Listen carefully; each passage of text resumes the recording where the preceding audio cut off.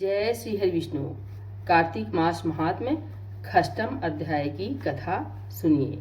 सूत जी ने ऋषियों से आगे कहा, ब्रह्मा जी से अब तक से 5 अध्यायों में विभक्त कथा सुनकर श्री नारद जी गदगद हो गए। वे ब्रह्मा जी को प्रणाम करके विनम्र भाव से बोले, हे पितामह, अब आप कृपा करके कार्तिक मास में के महात्म्य का विस्तार से वर्णन कीजिए। नारद जी के मुख से यह सुनकर ब्रह्मा जी बोले, हे पितृ, तुम बहुत उदार और सभी प्राणियों का भला चाहने वाले हो, इसलिए मृत्युलोक के निवासियों के भले के निमित्त ऐसे प्रश्न पूछ रहे हो। सुनो, आज मैं तुम्हें ऐसी कथा कहता हूँ जिसको पढ़ने और सुनने मात्र से ही समस्त पापों का नाश हो जाता है।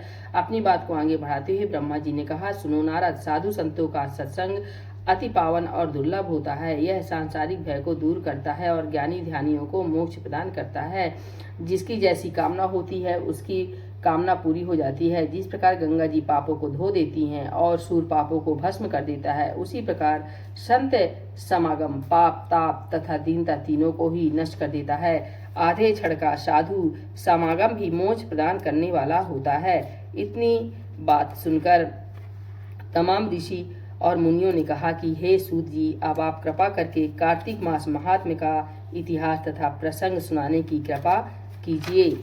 श्री सूत जी बोले, हे ऋषियों, एक समय चंद्रबंदी एवं कमल के समान कमल नयनी श्री सत्यभामा ने मन ही मन में विचार किया कि मैं धन्य हूँ जिसके पतिदेव स्वयं त्रिलोकीनाथ भगवान मधुसूदन है और वे 16,108 रानियों में सबसे बढ़कर मुझे ही प्रेम करते हैं। जिस कल्प वृक्ष की पृथ्वी पर बसने वाली प्राणी बात तक नहीं जानते, वह कल्प वृक्ष स्वयं मेरे आंगन में लगा हुआ है। ऐसा विचार कर सत्यभामा ने श्री कृष्ण भगवान से कहा, हे प्रभु, मैं आपसे एक बात पूछती हूँ। आशा है कि आप मेरे हित के लिए मेरी इन बातों का उत्तर देने की कृपा करेंगे। सत्यभामा की ये बातें सुनकर भगवान श्री कृष्ण सत्यभामा का हाथ पकड़कर कल्प वृक्ष के नीचे ले गए। भगवान ने कहा, हे सत्यभामा, मैं अपनी सब रानियों में तुम्हें ही सबसे प्रिय मानता हूँ। मैंने तुम्हारे स्नेह के बस सूर्यराज इंद्र से विरोध करके कल्प वृक्ष स्वर्ग में लाकर तुम्हारे आंगन में लगा दिया। मैं तुम्हारे लिए न देने वाली अदेय वस्तु भी दे सकता हूँ और अकथ्य अर्थात न कहने वाली बात भी कह सकता हूँ।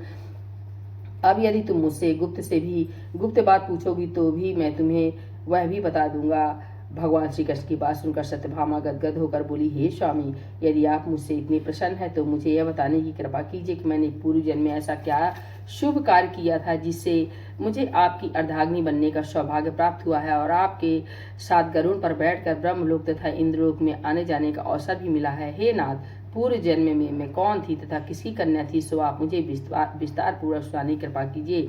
सत्यभामा की यह बात सुनकर भगवान श्री कृष्ण जी मुस्कुराकर बोले, हे सत्यभामे, मैं तुमको समस्त वृतांत विस्तार पूर्वक सुनाता हूँ, तुम एकाग्रचित होकर सुनो। सतयुग के अंत में मायापुर नगर के अतिकुल में देव शर्मा नामक 4 वेदों, 6 शास्त्रों तथा 18 पुराणों का ज्ञाता एक ब्राह्मण रहता था। वह भगवान सूर्यनारायण का अनन्य भक्त था और रात दिन अतिथियों की सेवा में लगा रहता था। उसके कोई संतान नहीं थी। फिर बड़ी आयु में कन्या हुई जिसका नाम गुणवती रखा गया।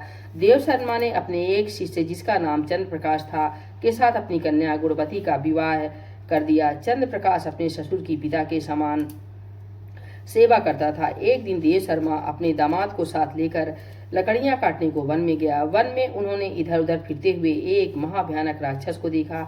उसको देखकर उन दोनों के हाथ पैर फूल गए और भागने में असमर्थ होने के कारण वे दोनों उस राक्षस के हाथ से मारे गए। परंतु उस क्षेत्र तथा अपनी भक्ति के प्रभाव के कारण वे मेरे बैकुंठ धाम को चले आए।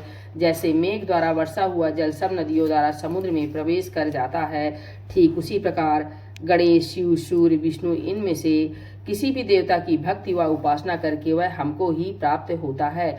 इसी से वह सूर्य भक्त हमारे दूतों के द्वारा विमान में बैठकर हमारे लोक को पहुंचा दिए गए।